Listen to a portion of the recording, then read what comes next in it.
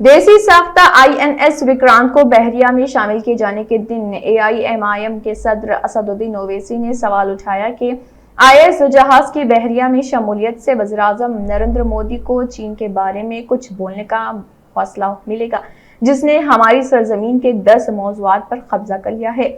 MIM के सदर ने यह भी कहा है कि मुझे उम्मीद है कि ये आईएनएस विक्रांत वज़ीर-ए-आज़म मोदी को इतना हौसला अता करेगा कि वो पार्लियामेंट में चीन का नाम ले। ओवैसी ने कहा है कि आईएनएस विक्रांत को बहरी बेड़े में शामिल किया गया है। हमें ये सोचने की जरूरत है कि हमें एक तीसरे तैयारे बरदार जहाज की भी जरूरत है, लेकिन वो यानी कि मोदी इजाजत नहीं दे रहे। इसकी वजह यह है कि उन्होंने मुल्क की मईशत को तबाह कर दिया है और उनके पास पैसा नहीं है। हमको 200 जहाजों की जरूरत है, लेकिन हमारे पास सिर्फ 130 जहाज हैं। इसके अलावा उन्होंने आसाम हुकूमत और मदरसों के मसले और बुलडोजर के मामले पर भी बातचीत की। देखिए असदुद्दीन ओवैसी का क्या कहना है। क्या स्कूल्स हैं, सबका करिए ना, आपको मालूम हो जाएगा। मगर आप ये टारगेटेड सर्वे जो कर रहे हैं इसलिए कर रहे हैं ताकि कल डेटा जमा करके आप उनको हैरास करेंगे और उनको परेशान करेंगे। इसलिए मैंने कहा छोटा एनआरसी है। नहीं सर, नहीं आप समझिए, नहीं रेगुलाइज की जरूरत उसकी जानकारी चाह रही है तो गलत क्या? सुनिए, ये मदरसे तो ओवरग्राउंड काम कर रहे हैं ना, अंडरग्राउंड तो नहीं कर रहे हैं।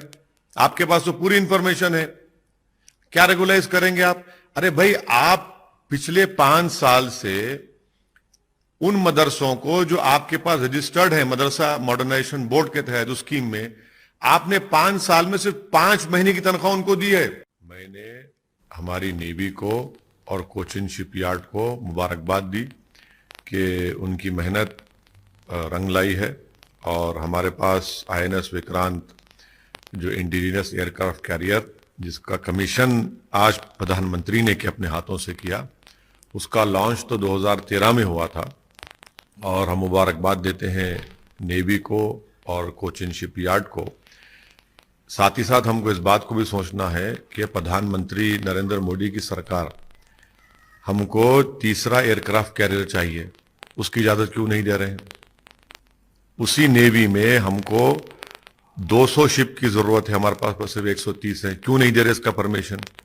इसलिए नहीं दे रहे प्रधानमंत्री नरेंद्र मोदी क्योंकि उन्होंने भारत की इकोनॉमी को अपने गलत पॉलिसियों की वजह से बर्बाद कर दिया। उनके पास पैसे नहीं है तीसरा एयरक्राफ्ट कैरियर बनाने के लिए, और जो 130 शिप है, हमको 200 शिप की जरूरत है।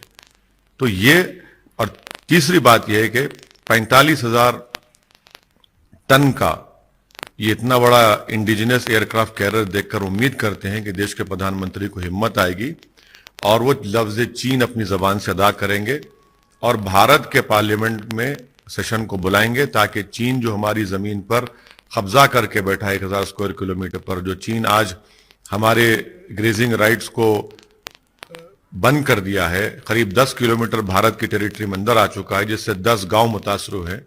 हम उम्मीद करते हैं कि ये इतना बड़ा विक्रांत को देखकर हमारे देश के प्रधानमंत्री को हिम्मत आएगी और वो चीन का नाम लेंगे और पार्लियामेंट का सेशन बुलाकर चीन की इस भारत की जमीन पर कब्जा के बारे में डिस्कशन होगा।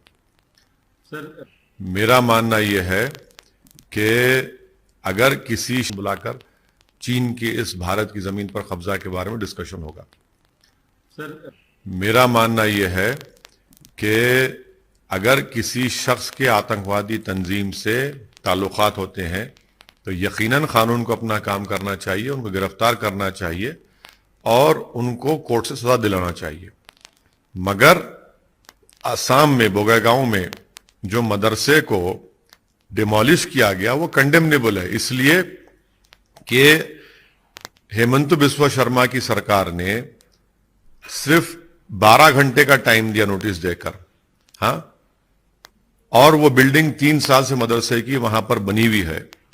रात में सुबह 1:30 बजे उन बच्चों को 260 बच्चों को मदरसे से निकालकर गांव वालों के घर पे रखना पड़ा। ये कौन सा इंसाफ है बताइए आप? और आप नोटिस में ये नहीं कहते, नोटिस में कहते कि सेक्शन 26 डिजास्टर मैनेजमेंट का वायलेशन किए। भाई 3 साल से बिल्डिंग खड़ी, आपको याद नहीं आया? और आसाम के मुख्यमंत्री बोलते हैं अपने आप को सेक्युलर कहते हैं। पूछिए उन लोगों से कितने बार उन्होंने बीजेपी की सपोर्ट की, नहीं की। ये उनको जवाब देना, हमको जवाब नहीं देना। हम तो बीजेपी के खिलाफ लड़ाई लड़ने में हमारा एक क्लियर कट स्टैंड है, मगर ये लोग तो घड़ी में ताशा घड़ी में माशा हो जाते हैं, इनको जवाब देना चाहिए।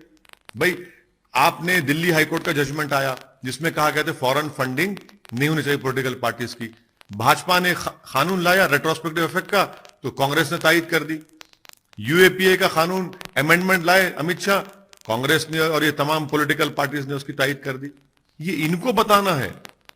भाई ममता बनर्जी अगर आरएसएस की तारीफ कर रही है, अगर वही बात अगर मेरी जबान से निकल जाती तो मेरे खिलाफ फतवा जारी कर देते ये सब लोग कि वही से अगर मरेगा तो कब्रिस्तान में जगह मत दो, क्योंकि वो बोल सकते हैं और मैं मुसलमानों की हक की बात करता हूं, उनके सम्मान की, उनकी हिस्सेदारी की बात कर रहा हूं, तो मैं मिला हुआ हूं और आप दूध के धुले हुए। ये हिपोक्रेसी नहीं है तो क्या है बताइए आप। सर कुछ अब देखिए, अगर आप मुसलमानों से, इस्लाम से नफरत करते हैं और भारत में मुसलमानों को अव्वल दर्जे का शहरी या सिटीजन नहीं मानते हैं, तो आप इसी तरह की बातें करेंगे ताकि उनको नीचे किया जाए, उनको दबाया जाए, उनको कुचला जाए, उनकी रिलीजियस आइडेंटिटी को खत्म कर दिया जाए। तो यही लोग जिनके दिलो दिमाग में नफरत भरी हुई है, जो संविधान से नफरत करते हैं, इस तरह की जबान इस्तेमाल करते हैं। की तनख्वाह उनको दी है, अरे वो तो तनख्वाह दे दो पहले। वो जो पंडित लोग पढ़ा रहे हैं, हिंदी मैथ्स पढ़ा रहे हैं, उनको भाई 5 साल में सिर्फ 5 महीने की तनख्वाह दी है। कितना झूठ बोलेगी होगी सरकार। आप जो है उनको तनख्वाह नहीं दे पा रहे हैं, तो आप ये सर्वे क्यों कर रहे हैं? आप ये सर्वे इसलिए कर रहे हैं कि जब डेटा जमा हो जाएगा तो बाद में आप इन तमाम मदरसों को परेशान करेंगे, हरास करेंगे मुसलमानों को। इसीलिए मैं कह रहा हूं कि आप बोल दीजिए ना कि कुरान पढ़ना बंद कर दो, नमाज पढ़ना बंद कर दो, अपने आप को मुसलमान कहलाना बंद कर दो, ये ऐलान कर दो आप। आपने एनआरसी मिनी बिल्कुल छोटा एनआरसी। आप जब डेटा जमा करेंगे क्या करेंगे? एनआरसी भी क्या करता है? अगर एनआरसी होगा तो पूरा डेटा मिलेगा, उसके बाद हरास करेंगे और फिर मुसलमान को स्टेटलेस बनाएंगे आप। तो ये छोटा एनआरसी है ये। अच्छा सर, एक अंतिम सवाल। ये सब तो हमको दुश्मन बोलते हैं, हमको बीजेपी से मिला हुआ कहते हैं, तो हमसे सवाल ही मत करिए। हम तो अछूत हैं। भारत की राजनीति में अगर कोई अछूत है तो उसका नाम असदुद्दीन ओवैसी और मजलिस इत्तेहाद मुस्लिमीन है। ये सब दूध के धुले हुए हैं। जितने आज जो दावेदारी पेश कर रहे हैं, ममता बनर्जी क्या भाजपा के साथ नहीं थी? क्या आरएसएस की तारीफ नहीं की थी? ये सब जितने दावेदार बनना चाह रहे हैं आज प्रधानमंत्री के बनने के जो दावे कर रहे हैं, ये भाजपा के साथ नहीं थे, सिवाय हमारे तेलंगाना के मुख्यमंत्री के। भाई ये तो हमसे क्या पूछ रहे हैं? ये तो हम पर ही कई गालियां देती हैं हमको, अनाप शनाप हमारे बारे में बकते हैं। और इन पर अगर हम सवाल करते भाई आप जब भाजपा से मिले तो क्या थे, तो फौरन इनको तकलीफ हो जाती है। तो ये तो वक्त तय करेगा। और सबसे बड़ी बात याद रखिए, देश में जब जनता तय कर लेती है, और जनता अगर तय करेगी कि नरेंद्र मोदी प्रधानमंत्री नहीं रहेंगे तो नहीं रहेंगे।